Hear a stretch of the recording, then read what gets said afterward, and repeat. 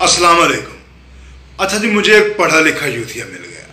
मुझे बड़ी खुशी हुई कि यार पहला बंदा है जो पढ़ा लिखा मिल गया है, इससे बात करेंगे फैक्ट्स एंड फिगर पर, मज़ा आएगा। मैंने उससे पूछा कि आप खान साहब का कोई एक ऐसा मंसूबा बताएं जिसको वो एज ए सैम्पल पेश कर सकें।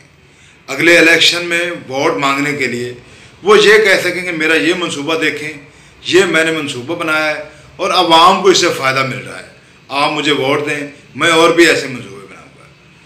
तो उस बंदे ने कहा सेहत कार्ड। मैं सोच में पड़ गया, मैंने कहा यार ये सेहत कार्ड तो 2015 में मियां नवाज शरीफ ने बनाया था।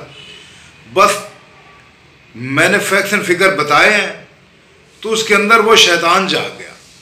उसको जो खान साहब ने शऊर दिया है ना, उसमें वो शऊर जाग गया। माँ बाप का शऊर से 1 मिनट में भूल गया और शुरू हो गया नवाज शरीफ को गालियाँ देने।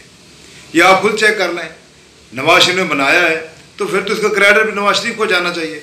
इमरान खान ने इसमें थोड़ी बेहतरी ज़रूर की है, लेकिन असल मंसूबा ये मियां नवाज शरीफ का है।